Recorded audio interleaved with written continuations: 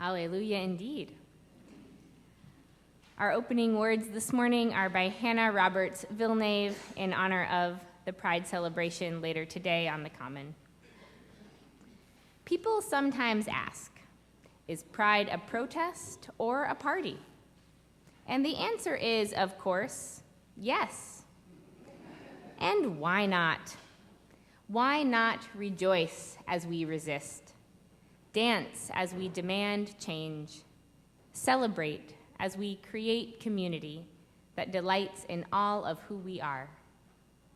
So bring all of that with you this morning. Bring your policy demands, bring your glitter. Bring your broken heart, bring your rainbow socks. Bring the emptiness you feel for anyone gone too soon. Bring your Gloria Estefan remix. Bring your tender hope for change. Bring your most garish eyeshadow. Bring your spirit, tattered and battered by a world that seems insistent on choosing fear and hate. Gather up all these things and bring them here to a place where we don't have to shoulder our burdens or celebrate our joys alone. Come, let us worship together. And our chalice lighting words from Amy Zucker Morgenstern. Within the heart of the flower, the fountain of beauty. Within the heart of community, a fire that warms and dances. Within the heart of each of us, a spark of the spirit of life. Holy, holy, holy.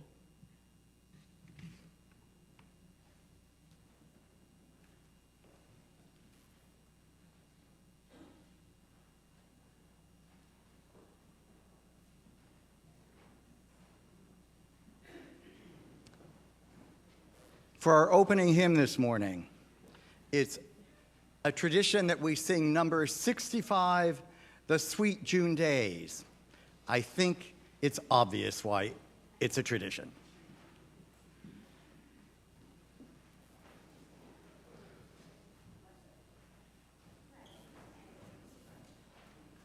It's only sopranos unless you want to sing.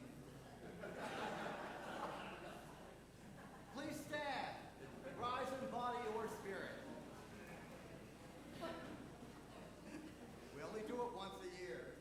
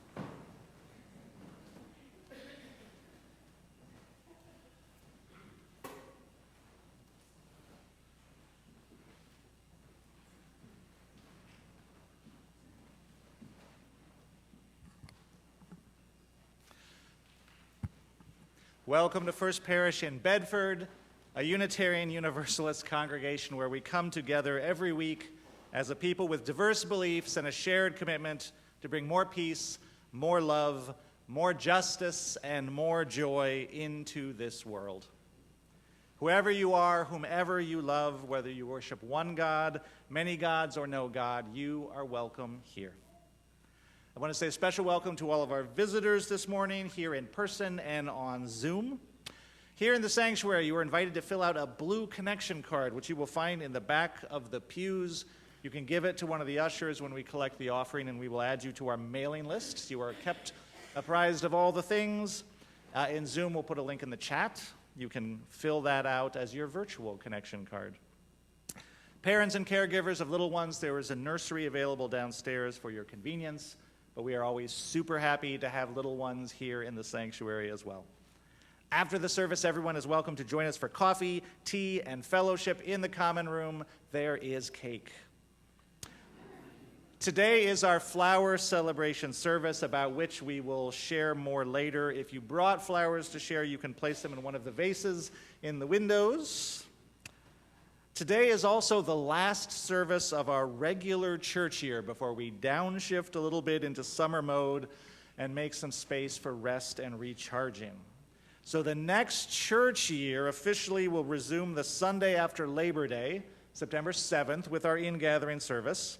However, this summer we are once again participating in a summer worship consortium with 5 congregations. It's Bedford, Lexington, Concord, Lincoln, and Waltham. We're all taking turns offering services in person and online. And you're invited to move around and attend these different services in different places. So Sunday services will be happening continuously over the summer, just in different places. We will send you the schedule. We will put it on the website. And Bedford actually has the first service, which is June 29th. Reverend Annie will be preaching. A couple other things coming up. We will be live streaming the Sunday morning General Assembly service on Sunday, June 22nd at 11 a.m. here in the sanctuary on our new big screen. So that'll be another lovely opportunity to connect and experience that service together. June 17th, we're having our annual lay-led Juneteenth observance on the steps outside the church at 10 a.m. And in general, keep watching your Friday emails to learn about opportunities to connect over the summer for things like First Friday potlucks, which will still be happening, meditations, special cookouts, and other such things. And have a beautiful summer. 3 special things to be aware of for today. We could still use some drivers for the Flower Express. So after the service, members of our lay pastoral care team will be making bouquets from some of these beautiful flowers and some others, and they're then going to be delivered to our members who don't get out to church so easily. So if you would like to deliver some flowers to a fellow parishioner, just say hello. Please check in upstairs in room 204 after the service. The Bedford Pride celebration is 2 to 4 p.m. on the Common. First Parish will have a table. If you have not been, it is a blast. It is a super fun time, so come and join us and show your pride and share your pride and be an ally and check it out.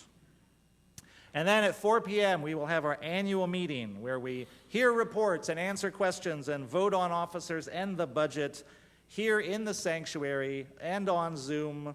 Please join us for this adventure in democracy. The vote of our members is what makes this congregation work, so please be a part of that. And finally, speaking of ways to get together over the summer, the music committee is offering their final concert of the year, an evening of jazz on Saturday, June 14th. There's a flyer in your order of service. Come check it out. It's going to be fantastic. So, that is all the things. So now if you will please rise in body or spirit, we will recite our unison affirmation that we say every Sunday. The words are in your order of service. Love is the spirit of this church, and service is its law. This is our great covenant, to dwell together in peace, to seek the truth in love, and to help one another. El amor es el espíritu de esta iglesia y el servicio es su ley. Este es nuestro gran pacto, vivir juntos en paz, buscar la verdad en espíritu de amor y ayudarnos los unos a los otros. Please be seated.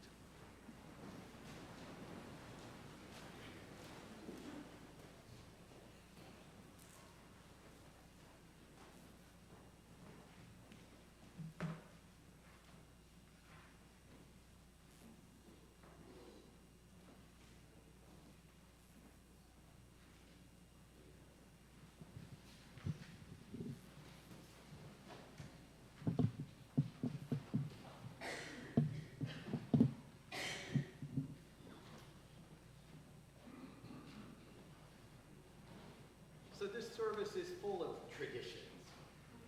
And if I've been here 20 years, that means we probably have done this at least 20 times.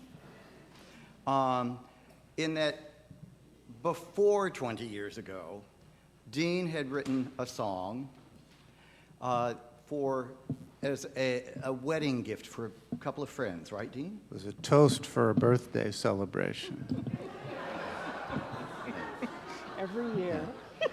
And then he adapted it just for us because, you know, us being together, it's worth a good toast.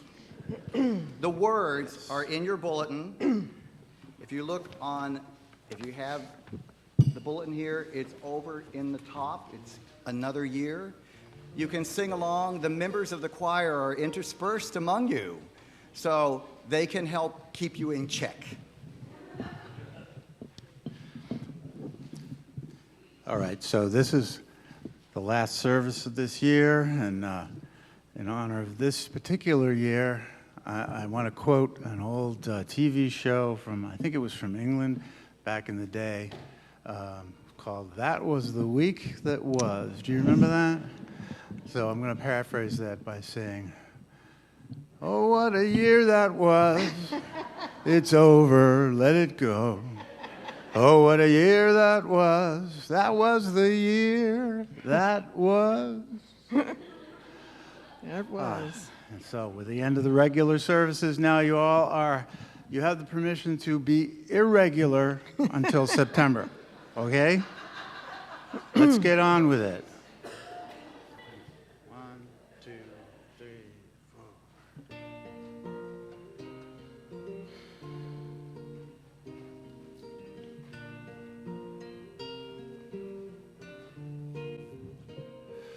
60 seconds make a minute, an hour's 80 minutes long. The day has plenty hours in it, 24 and another's gone. Sun to sun, season to season, time is surely passing by.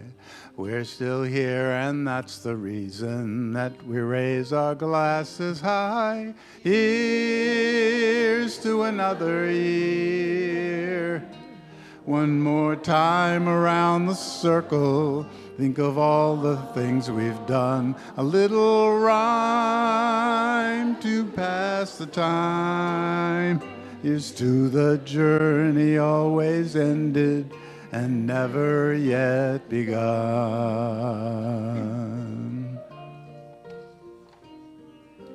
I've seen some years come and go now in my time upon this earth. I've had time to watch the show now, time to ponder what it's worth. Is this day so very special, or is it how we set our sights?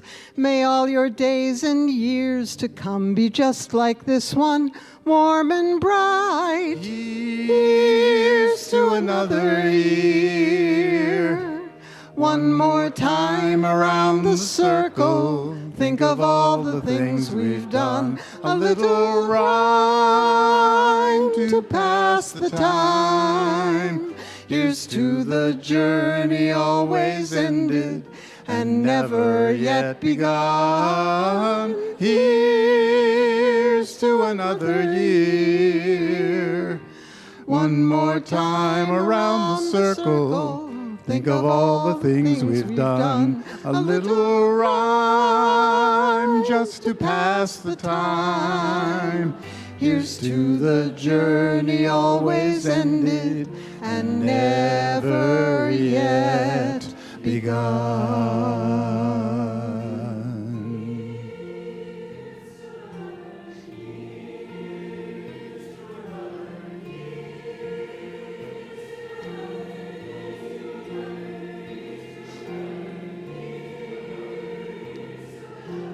Here's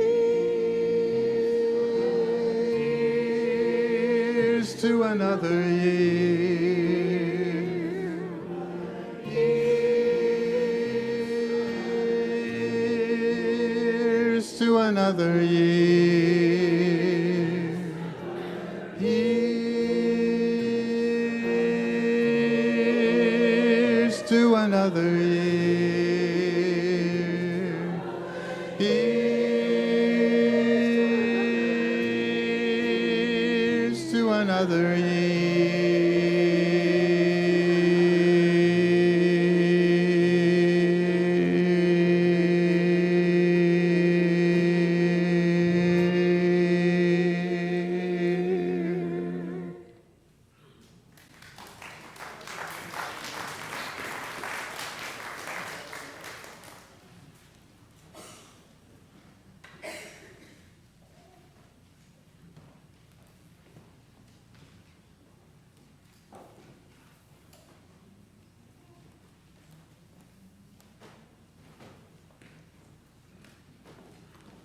Good morning.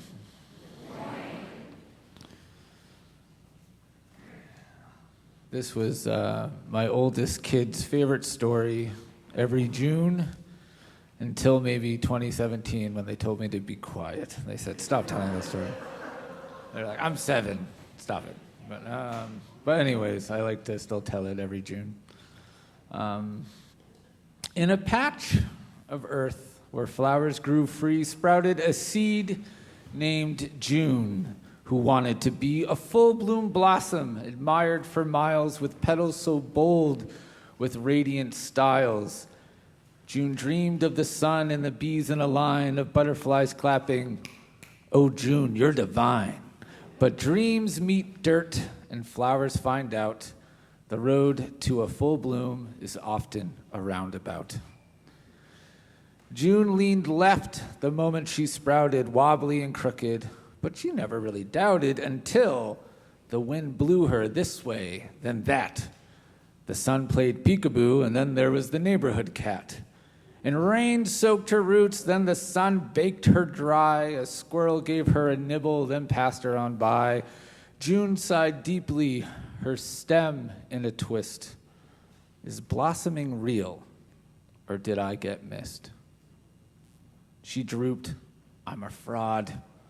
Not leafy or grand. I'll be the eyesore of this beautiful blossoming land. For the tulips stood tall, the roses so sleek, while June looked, well, sideways and slightly unique.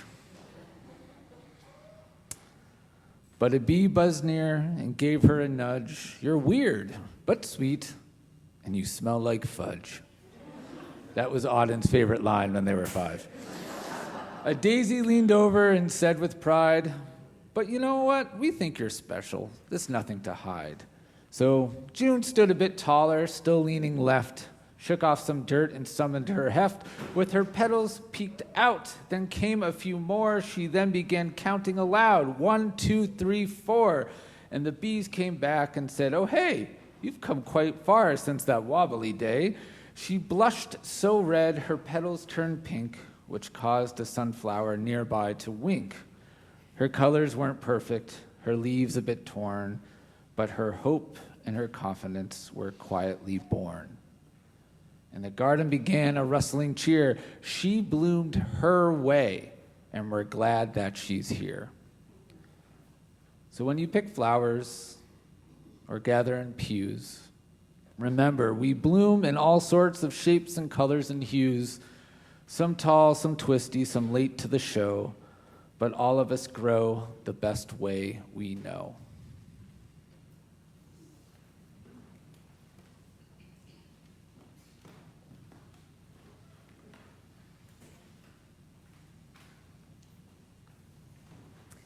We deeply appreciate all that you all have given throughout this church year, that you give year after year, from your talents and your time, each of you contributing beauty to this place like a flower.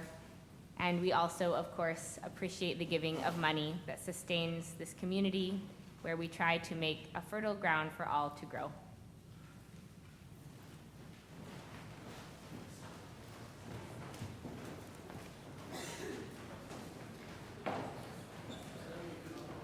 So while the choir is getting set up on the steps for the offertory, I want to point out that today's offertory is in honor of Lois Pulliam, whether she knew it was coming or not.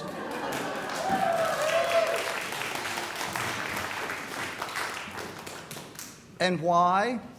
Because when I first got here 20 years ago, Lois was still singing in the choir. And we talked about all sorts of repertoire that the choir had done before I got here. And in talking about it, she said, we used to do this song called As Torrents in Summer. And I really loved it. And so we put it back in the repertoire, and it's still in there today.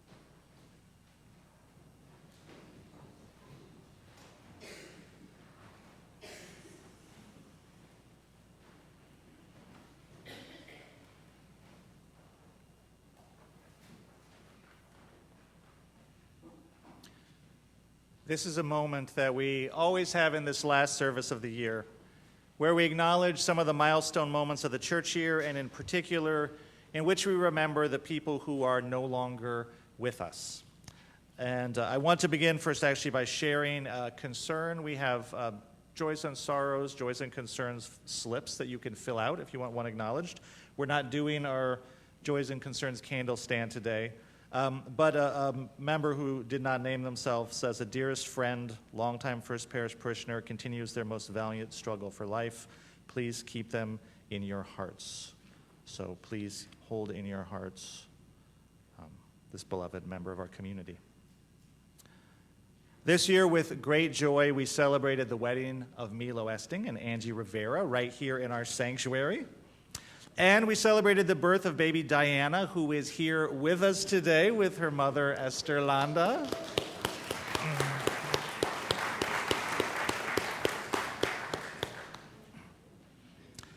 And this year, we remember with love in our hearts those members who died this year. And I invite you to rise and body your spirits as we read their names.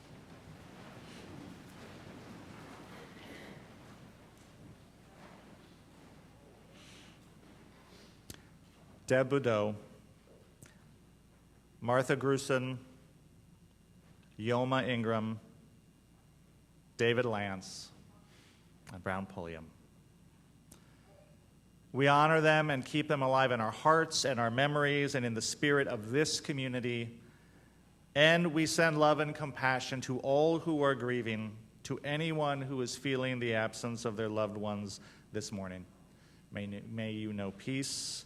May their memory be a blessing. You may be seated. The choir is going to help us remember all our departed loved ones in song now with Will the Circle Be Unbroken.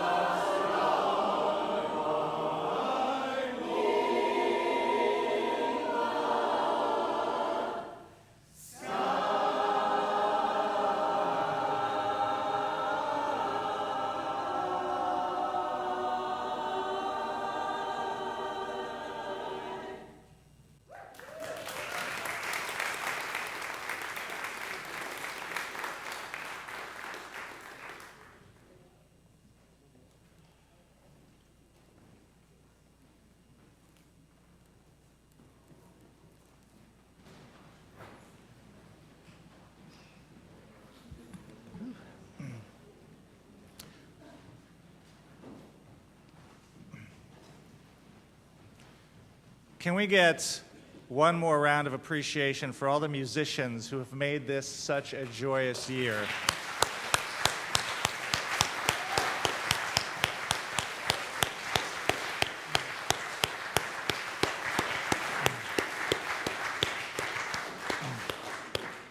All right, now we are beginning to transition to the flower communion, flower celebration part of the service. So you're going to see a little activity buzzing around. Annie and Nate are going to start to bring the vases up to the steps. Ushers, if you would please take vases up to the balcony level so they can participate. And I'm going to be talking at you while this happens, so don't mind a little movement. So, 2 weeks ago, I told you about Waitstill and Martha Sharp, a Unitarian couple who went into Czechoslovakia on the eve of the Nazi invasion. Undercover, they went in to do secret work smuggling Jews and political dissidents out of the country. They continued to do that work for years after Nazism overtook Europe, at significant risk to their lives. And we learned that the story of the Sharps is ultimately connected to one of our unique symbols of Unitarian Universalism. Our flaming chalice comes out of that story. Well, when the Sharps first arrived in Prague, they were met there by a gentleman named Norbert Čapek, the Reverend Norbert Čapek, the founder of the Unitarian Church in Prague, which was then not 2 decades old. And Čapek, as he welcomed the Sharps, pointed out to them the trains that were packed full of desperate people who were trying to leave the country ahead of the coming invasion. Čapek himself would be staying to lead and protect the people of the church he founded. From Norbert Čapek and his story, we get another one of our unique religious traditions, the flower communion, which we are having today. Like the story of the Sharps, it is not a happy or an easy story. It is a story of hope and courage encountering some of the darkest days of our collective history.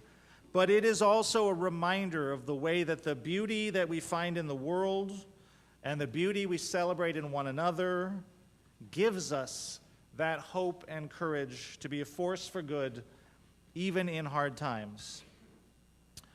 Now, much of what I'm about to share comes from the UU Historical Database, which you can find online, the Historical Dictionary of Unitarian Universalism by Mark Harris, a few other sources. Norbert Čapek was born in 1870.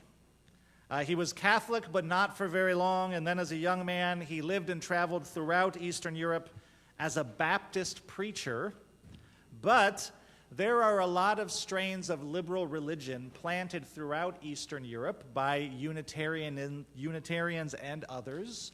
And on his travels, Norbert Čapek was encountering those fertile ideas of liberal religion, the same ideas that animate this church today. And he was becoming liberalized by all of the ideas that he was discovering. And he was a vociferous preacher and writer, and he began sharing these liberal ideas where he went. And his modern liberal ideas began attracting the unwelcome attention of the German government, which was very conservative. And so he fled to the United States in 1914, right at the beginning of World War I. Here he met his wife, Maya, and the couple converted to Unitarianism. They then decided to return to Prague in 1921 to found the nation's first Unitarian church, which quickly grew to several thousand members, becoming at the time the largest Unitarian church in the world.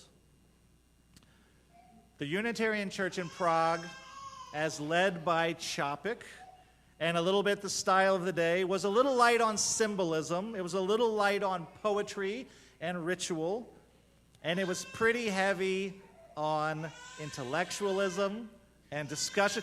I know, that's exactly how they felt about that. It was a lot of preaching and a lot of words. And they felt like, after a while, could we have something a little more spiritual? Could we have something a little more uplifting than all of these words? So in response, Chapek created the flower communion in 1923 as a symbolic ritual to bring the members of his congregation together.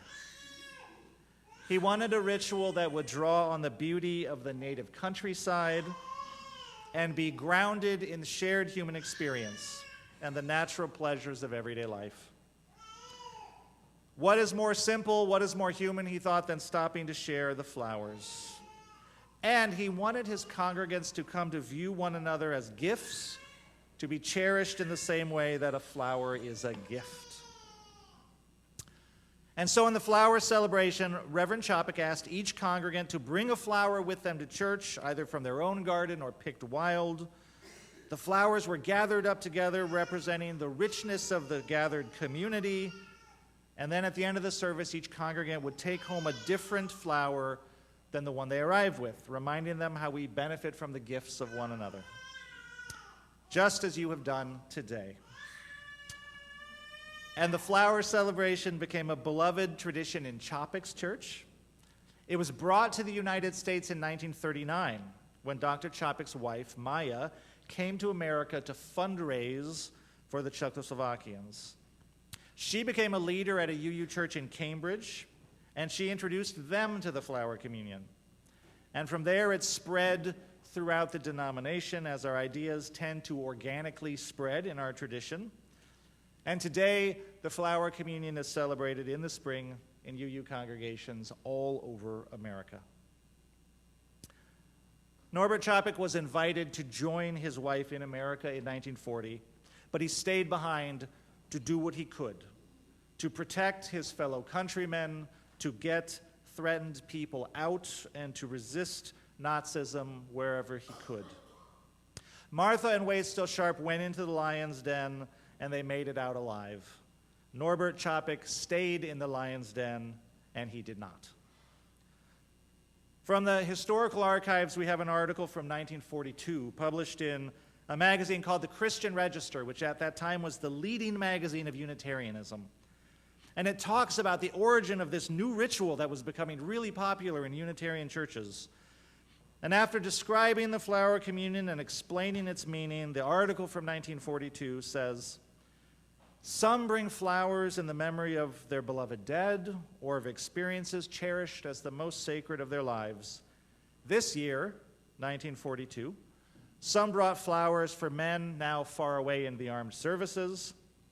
And then the article says, "Some members brought flowers for Dr. Chapek, now no longer ministering to his people in Prague, but somewhere in Nazi hands, a symbol of that countless multitude of patient prisoners of undying hope and faith."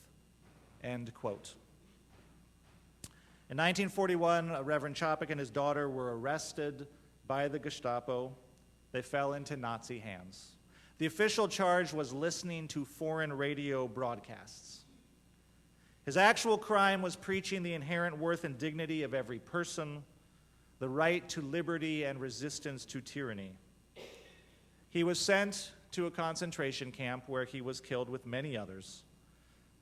And while he was in prison, he used his remaining time to lift the spirits and bolster the courage of all of the prisoners around him who were facing their own terrible challenges.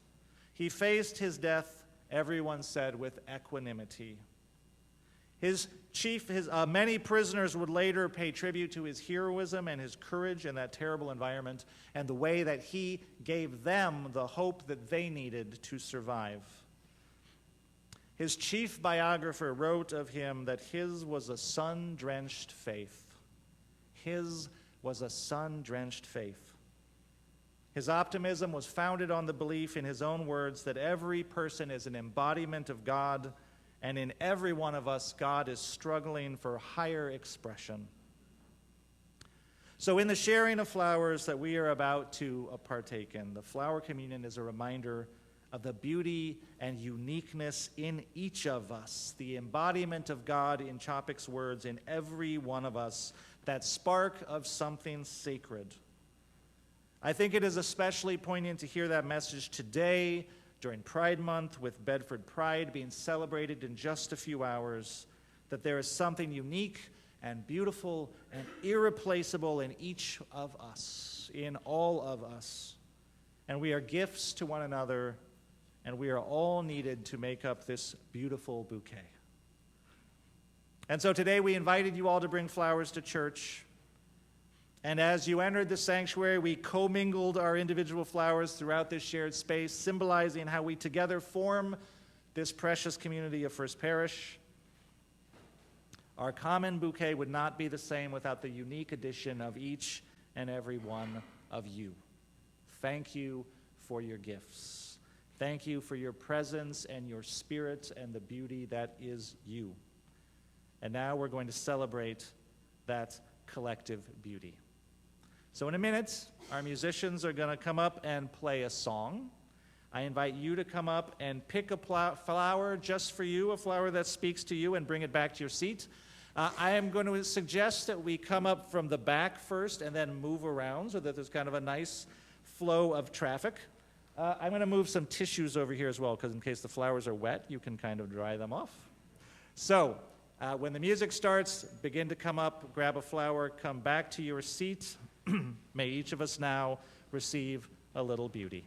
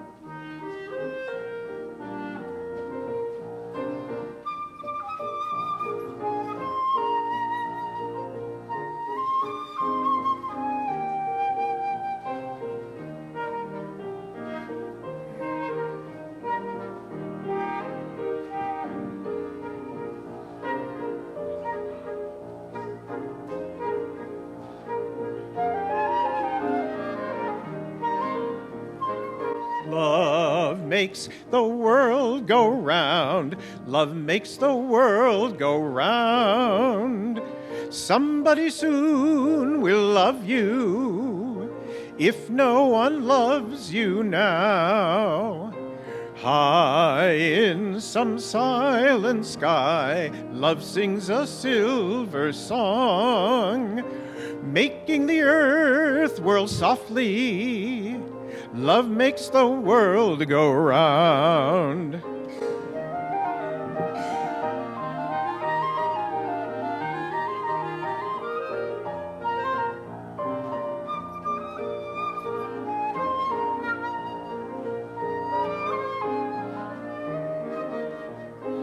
Love makes the world go round. Love makes the world go round. Somebody soon will love you if no one loves you now.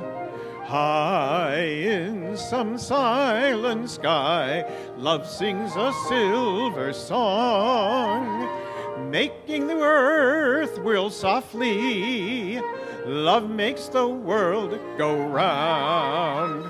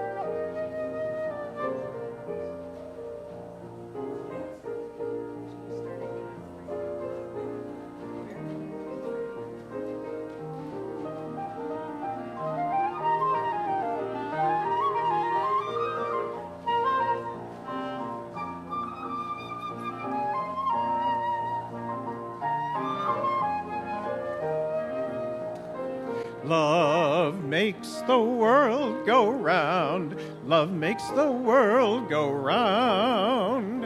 Somebody soon will love you if no one loves you now.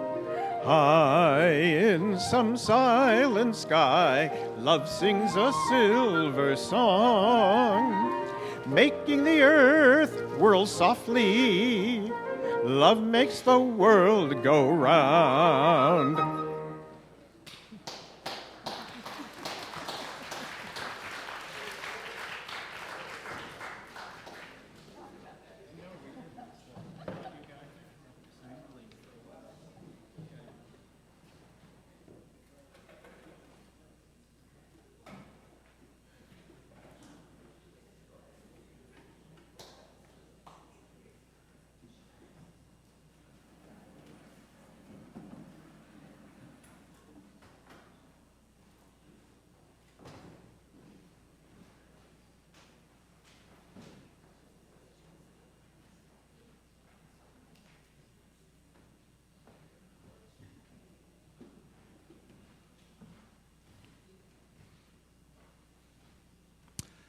Has everyone come up and received a flower? All right. Now we're going to sing a little then. Would you please rise in body or spirit and join in singing number 318 in your gray hymnal, We Would Be One.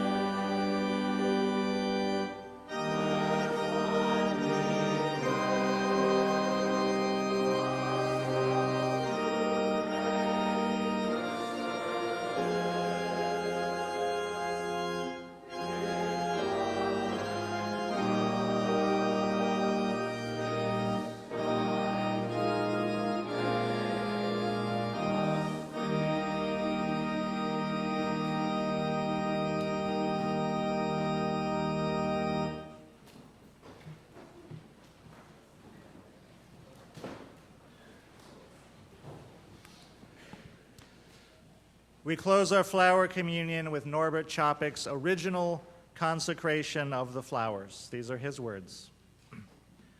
Infinite Spirit of life, may we accept thy blessing in the form of these flowers, messengers of fellowship and love. May they remind us amid our diversities of knowledge and of gifts to be one in desire and affection and devotion to our shared values.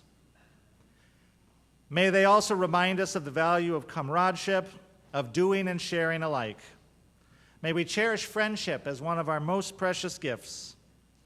And may we celebrate one another's talents, realizing that whatever we can do, great or small, the efforts of all of us are needed to do our work in this world.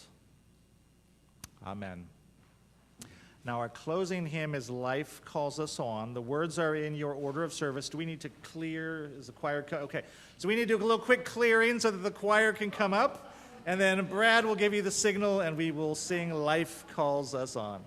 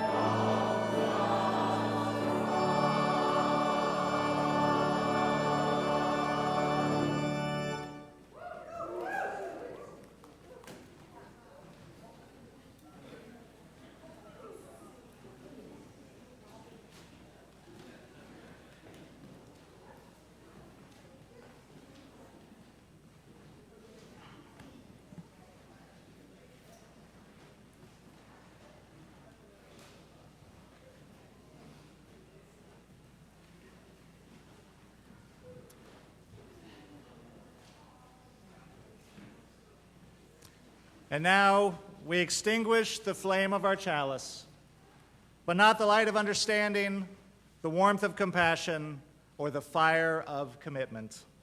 Let us hold these things in our hearts until we meet again. Have a beautiful summer, and go in peace.